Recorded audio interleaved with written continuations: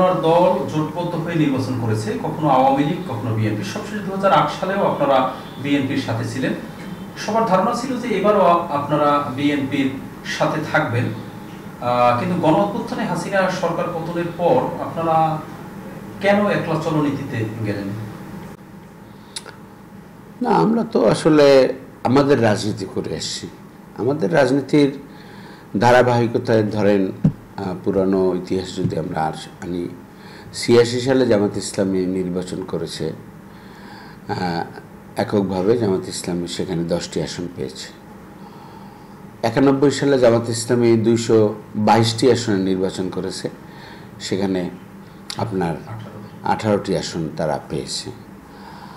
আবার জামাত ইসলামী 91 সালের যে সরকার গঠনে নিঃশর্ত সমর্থন দিয়েছে তো সরকার গঠনের মানে কোনো অংশ নেয় নাই জামাত।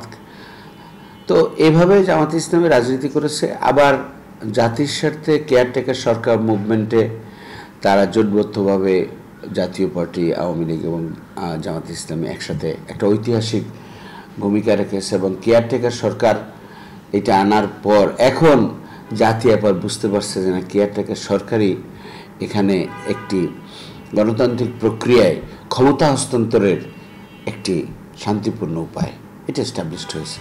তো জামাত ইসলামের জোটের কারণে পরবর্তীতে 4 দলীয় জোট এসেছে যে আওয়ামী লীগের ফ্যাসিজম যেন আর না আসতে পারে, সেজন্য 2001 সালে নির্বাচন করেছে। এবং 1 থেকে প্রকৃতপক্ষে 24 সাল পর্যন্ত তো আওয়ামী বিরোধী জাতীয় রাজনীতির কারণে জামাত ইসলামী জোটের সাথে ছিল। কিন্তু সেখান থেকে কিন্তু বিএনপি জামাত ইসলামীকে বলছে যে আমরা জোট ভেঙে দিলাম, এই কথা কিন্তু তারা বলেছে এবং তারা একক হয়েছে এবং তারা ডক্টর কামাল সহ অন্যান্য অনেকের সাথে তারা জোট করেছে।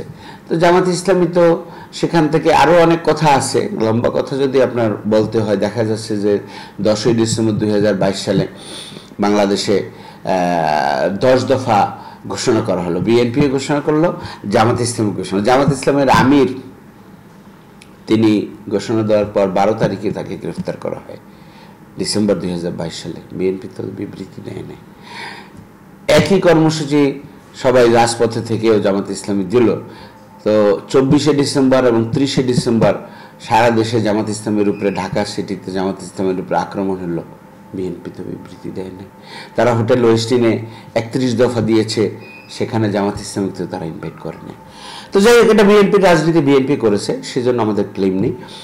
এখন দেশে অভ্যুত্থান হয়েছে, জামাত ইসলামী তার রাজনীতি করেছে। জোট তো একটা রাজনৈতিক কর্মসূচি কিংবা দেশের একটা বৃহত্তর স্বার্থে অংশগ্রহণ করা হচ্ছে।